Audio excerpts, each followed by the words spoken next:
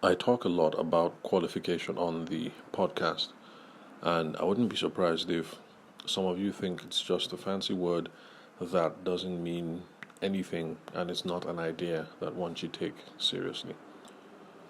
But I've been through a couple of real life examples that show why this is an idea that we should take seriously, especially those of us who are in the event and the wedding space. For those of us who hope to get a certain measure of recurring income, that is, having people come back to us repeatedly and having to bring their friends and their family and associates. So, qualification is not just a big fancy word, but it's something that we should do routinely at all stages in the sales conversation. Now, the example that I was referring to is for a friend of mine who I met while doing some work for the British Council. We were covering some of the business accelerator sessions, and this fellow was a video guy with another crew, and he happened to like the whole setup, me and my gear, my photography gear, and then Shegun is the video guy, their lighting, and what else? I mean, generally, whenever you have photographers and videographers out and about, you always have hobbyists and enthusiasts who want to come and find out about gear and setup and lighting and things of that nature. So anyway, this dude reached out. He was with another crew, and he was moonlighting for them, making what are they called? Like these highlight reels or video reels. And so he came over. We had a chat. I liked. I had a look at his Instagram. I liked that the stuff that he was putting out, him personally, and not the other crew that he was working for. And I thought there was room for us to do business in the future, especially with some alternative ideas about how we can record, put together a wedding video, and have a video diary kind of element to it. Because while I was based in Lagos and running this business with my brother, that is something that we did to not only set ourselves apart, but to add a little something extra to the wedding video experience. Because everybody else pretty much goes, shoots the day, lovely cinematic formats with the music and everything. But there's a lot that is left out of the story without the family interviews and the diary sessions and things like that. But anyway, I digress. So, bottom line is, this dude, let's call him M. I thought M was a correct guy, and so I should hang on to his details and we could do some work in the future. Now, over a year had passed. We kept in touch from time to time. We didn't do anything. But then one of my former clients was setting up a business that was going to involve regular videography, because he was setting up a one of these children's centers where people can come for education purposes, also to throw parties and things like that. And so he needed a videographer, and so I remember that Moses was a real cool dude, and this is not Shegun's kind of thing anyway, because for Shegun, since they're from a commercial TV background, that's the guy that who handles most of my wedding videos. He prefers straight up documentary work or wedding video work, and none of this small stuff on the side like children's parties. So I called up Moses and I said, "Oh, I've given away his name, and I'm sure he wouldn't mind." So I called him up and I said, "This guy is going to call you. This guy is going to call you. You guys talk. Good luck. Let me know how it goes." Anyway, he puts the conversation through. So he puts the call through. They have a chat, and he calls me back to say, we didn't meet on price, and so that's it. Now, I wanted to give him the whole lecture about qualification, but I've realized that there are some people who kind of get it and some people who don't. And when you try to hassle people who don't get it or who don't see the need, it's like a waste of time. So I just let it be. So I didn't have that conversation with him.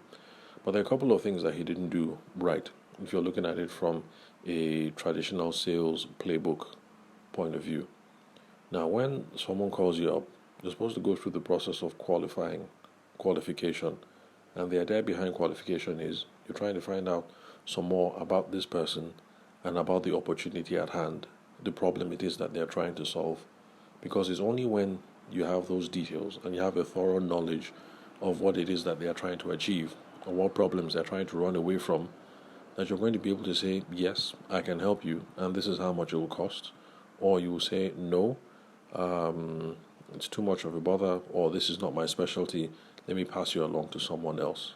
So you always have to go through a process of qualification. So it's not just enough that someone calls and says, I need wedding planning for September 24th, and you say, okay, my amount is 350K, and then they say, no, we only have 150, and you say, okay, no, thank you, I can't help you. Or they say, we're calling, or they call up and say, November 1st, kiddies party, wedding video, 50K, and you say, oh no, if it's not 200K, then I'm not going to do it. You have to qualify and find out exactly what the parameters are before you say yes and no, and before you know whether it is worth your time or not. Now, if our friend M had done his homework and asked the right questions, he would have found out that this is a kiddie center. Activities happen here every weekend, and and that what they had in mind was not a one-off thing for 50K, but rather a recurring thing for 50K for almost every weekend. But of course, most of us who are creatives in the photography and videography space, it's okay to value your time, but rather we think too highly about ourselves. Because there are a couple of guys that I talk to, and I'm like, okay, yes, I get it. You'd rather collect 300K per gig, but right now, this thing has come up and it's only going to be 50K or it's only going to be 100K. Are you doing anything better with your time at the moment? If you're just staying at home and watching Netflix on a Saturday afternoon, then, really, is your time worth 300K? You would like to make 300K or you'd like to make 500K, but it's not just a matter of the value that you place on yourself. There's also the matter here of market validation. Now, if someone like Kelechi Amadiobi says, I'm not going to go out for anything that is less than 500K, that's fine and good. He spent a long time building his own career and has gotten his business up to the level that the last time I heard, he even did a family portrait session for about 3M or so. That's the rumor that I heard. I don't know how true it is. But the bottom line is, even if it's not 3M, but it's only 1M or 800, the bottom line is, if someone like him says, I'm not going out for anything less than 200K, it's okay. We understand. There's market validation there. It's not just a matter of self-worth, but if you look at it from opportunity cost perspective, there are other things that he does with his time that is worth a whole lot more than that offer. But you, on the other hand, if you have nothing doing, I know you're going to do sit down and watch Netflix, then why just say this guy is lowballing you? Even if he's lowballing you, might as well just take up the offer and put some money in the coffers. But the bottom line is, in that kind of scenario, if you ask and you find out that it's a recurring thing for almost every weekend, and these are the time limits, this is what the deliverables are, you might find out that it's actually not a bad idea, and it might be worth your while for a month or two while you're using it to fill up your Instagram page, to give you content, and by the way, put some money in your pocket. But my guy thought it was a low ball offer, 50K, and so he wasn't bothered and he didn't do it. If only he had qualified. But I wasn't going to do the work for him, so I just let things be. Now, some of you might hear everything that I've said and say that he still made the right decision, but I guess that's left to each of us to do individually. But the point that I'm trying to make is that saying no to a lowball offer of 50K for a kiddies party is not necessarily the same thing as 50K for a kiddies party and you have 6 of them lined up or 7 of them lined up over the course of the next 2 months or 3 months or whatever. But the bottom line is, before we say yes or no, you need to qualify and ask those questions so you know what you're saying yes to or what you're saying no to. So, thank you very much for the call. So it's videography, okay? So it's for kiddies party. What date? Okay, Tavishima told me that you were going to call. So, is this on behalf of the client or is it the business that is booking this? Oh, okay. So you need this not for the end client per se, but because you're trying to get material for your Instagram and your other social media handles. Okay? So what kind of deliverables are you looking at? And you want this to be a recurring thing. Okay, so I'm just curious. For this month of September, how many do you have lined up? Those are the kinds of questions that you should be asking, and not just, oh, they said 50K, so it's a low ball offer. If 50K is a low ball offer, but for the month of September, they have 3 lined up, and for the month of August, they have 4 lined up, and really you have nothing that you're doing with your time, apart from just hanging out and watching Netflix, maybe with your girlfriend, then, might be better off taking the money. Anyway, let me not turn this into another rant episode. I promised that I would stop doing these rants.